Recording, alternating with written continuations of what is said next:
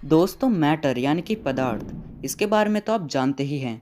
हमें अपने स्कूल्स और कॉलेजेस में यह पढ़ाया गया है कि हर चीज़ मैटर से ही बनी है। हमारे अर्थ और बाकी सारे प्लैनेट, स्टार्स, गैलेक्सी, सन, ह्यूमंस वगैरह सब बने हैं मैटर से। हमारे यूनिवर्स में जितनी भी चीज़ें हैं ना दोस्तों, जिन्हें हम देख सकते हैं और छू सकते हैं, वो सब बने हैं मैटर के। पर 20वीं सदी में एक डिस्कवरी ने पूरी दुनिया के साइंटिस्ट्स को हिला डाला। दोस्तों एक्चुअली उस डिस्कवरी में यह पता चला कि हमारे यूनिवर्स का केवल और केवल 5% मास मैटर में है। यानी हम इस ब्रह्मांड का केवल 5% हिस्सा देख सकते हैं, केवल 5%। मतलब इतना बड़ा ब्रह्मांड है हमारा, उसमें केवल 5% हिस्सा मैटर है। दोस्तों आप सोच रहे होंगे कि यूनिवर्स का बाकी 95% मास किस चीज़ में है। इसका जवाब है डार्क मैटर और डार्क एनर्जी। दोस्तों आज का हमारा यही टॉपिक है। हालांकि साइंटिस्ट्स को इसके बारे में बहुत चीज़ें नहीं पता हैं, पर अभी तक डार्क मैटर और डार्क एनर्जी के बारे में जितनी भी इन्फॉर्मेशन हमें मिली है उसे मैं आपको समझाने की कोशिश करूँगा। So let's get straight into the video.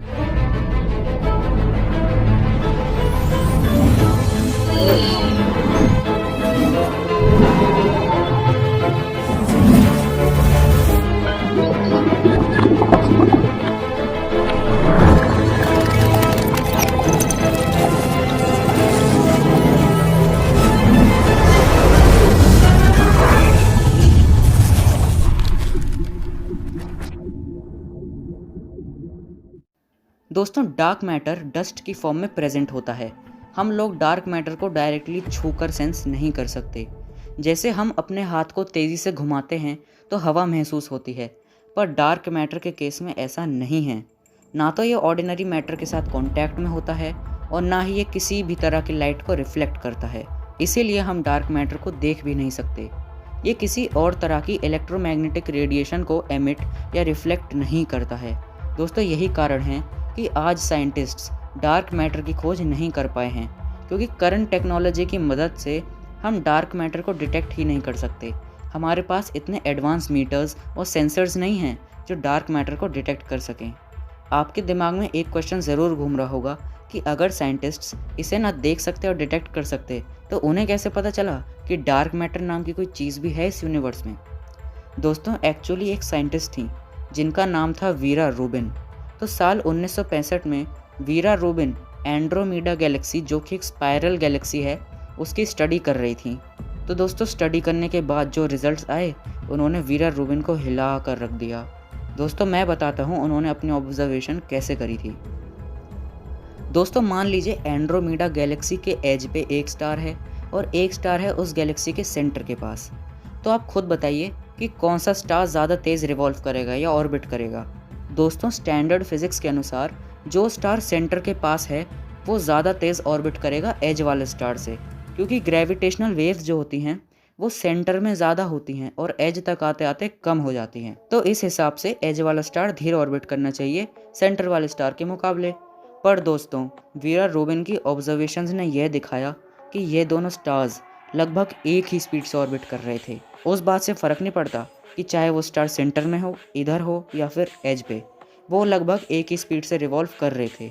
तो दोस्तों वीरा रूबिन को यह रियलाइज़ हुआ कि जो स्टार एज पे है उसके ऊपर किसी की ग्रेविटी का इफेक्ट पड़ रहा है, जिसके चलते उस स्टार के ऑर्बिट करने की स्पीड बढ़ गई है। और दोस्तों उन्होंने डिस्कवरी कर डाली डार्क मैटर की। दोस्तों डार्क मैटर ही वो चीज़ है जिसकी ग्रेविटी एज वाले स्टार पर काम कर रही थी और उसके रिवॉल्व करने की स्पीड बढ़ा रही थी। दोस्तों वैसे वीरा रूबिन ने इतनी बड़ी डिस्कवरी करी, पर डार्क मैटर की असल डिस्कवरी का क्रेडिट फ्रिड ज़ुइकी नाम के एक साइंटिस्ट को दिया गया, क्योंकि वीरा रूबिन से पहले ही 1930s में फ्रिड ज़ुइकी ने अपनी कुछ ऑब्जर्वेशंस के बाद यह सजेस्ट किया था कि स्पेस में डार्क मैटर जैसी कोई चीज़ भी हो सकती है। दोस्तों फ्रिड ज़ुइकी को फादर ऑफ डार्क मैटर भी कहा गया, पर वीरा रूबिन ही वो फर्स्ट साइंटिस्ट थी जिन्होंने साबित कर दिया था कि डार्क मैटर असल में होता भी है। दोस्तों डार्क मैटर कुछ ऑप्टिकल इल्यूजन्स जो कि एस्ट्रोनॉमर स्पेस में देखते हैं उन्हें भी एक्सप्लेन करता है। जैसे कभी आप किसी गैलेक्सी की फ़ोटो देखेंगे तो उसमें आपको कुछ रिंग्स या फिर आर्क लाइक स्ट्रक्चर्स दिखेंगे जो कि लाइट के होते हैं। दोस्तों वो लाइट के आर्क लाइक स्ट्रक्चर्स इसलिए दिखते हैं क्योंकि जब किसी दूर की गैलेक्सी की लाइट स्पेस में ट्रैवल कर रही होती है तब डार्क मैटर के बड़े मैसिव क्लाउड्स जो होते हैं वो उन लाइट रेस की डायरेक्शन बदल देते हैं अपने ग्रेविटेशनल पुल से, और उनकी डायरेक्शन कुछ इस वे में चेंज होती है कि वो कैप्चर करी हुई पिक्चर में एक रिंग या फिर कह लो एक आर्क के फॉर्म में दिखते हैं। दोस्तों, इस फिनोमिना को हम ग्रेविटेशनल लेंसिंग कहते हैं। Gravitational lensing. साइंटिस्ट्स मानते हैं कि डार्क मैटर एक्जोटिक पार्टिकल से बने हैं जो कि नॉर्मल मैटर के साथ संपर्क में नहीं आते और ना ही लाइट रिफ्लेक्ट करते हैं, पर तब भी वो ग्रेविटेशनल पुल एक्सर्ट करते हैं। दोस्तों, सर्न जो कि बहुत बड़ी ऑर्गेनाइजेशन है, वो लार्ज हैड्रॉन कोलाइडर में डार्क मैटर पार्टिकल्स को बनाने की कोशिश कर रही है उनकी स्टडी के लिए। दोस्तों, लार्ज हैड्रॉन कोलाइडर इस दुनिया की सबसे बड़ी और पावरफुल मशीन है। लार्ज हैड्रॉन कोलाइडर इसलिए बिल्ड किया गया था क्योंकि साइंटिस्ट्स को यह देखना था कि बिग बैंग होने के जस्ट बाद क्या कंडीशंस पैदा हुई थी। दोस्तों, लार्ज हैड्रॉन कोलाइडर को ठीक से समझाने के लिए मैं आप सभी के लिए एक नई वीडियो ज़रूर लाऊंगा। तो दोस्तों, ये तो हो गया डार्क मैटर। अब थोड़ा डार्क एनर्जी के बारे में भी बात कर लेते हैं। दोस्तों, डार्क एनर्जी वो चीज़ है जो इस यूनिवर्स में सबसे ज़्यादा मात्रा में प्रेजेंट है। यूनिवर्स का 68% हिस्सा डार्क एनर्जी कवर करती है। और दोस्तों, डार्क एनर्जी एक टाइप की रिपल्सिव फोर्स है। वो कैसे, वो आपको आगे पता चलेगा। खैर, डार्क एनर्जी के बारे में अभी तक साइंटिस्ट इतना ज़्यादा नहीं जान पाए हैं।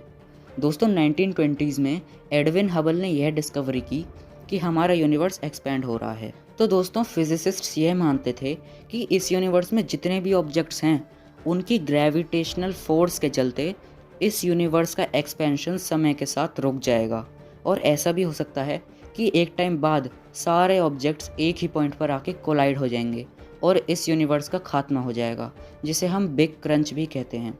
तो दोस्तों, इस दिन 8 जनवरी 1998 को 2 इंटरनेशनल टीम्स थीं। एक थे अमेरिकन एस्ट्रोनॉमर सॉल पर्लमटर और एक थे ऑस्ट्रेलियन एस्ट्रोनॉमर एडम रीज। तो दोस्तों, इन दोनों टीम ने 8 टेलीस्कोप्स की मदद से कुछ सुपरनोवास को ऑब्जर्व किया। सुपरनोवा एक बहुत तगड़ा एक्सप्लोजन होता है जो एक बड़े स्टार के फटने से होता है। तो उन्होंने कुछ सुपरनोवास से निकलती चमकती लाइट को ऑब्जर्व किया। तो दोस्तों, ऑब्जर्वेशन के बाद यह पता चला कि उन सुपरनोवा की लाइट फेंट यानी थोड़ी कम और धुंधली होती जा रही थी।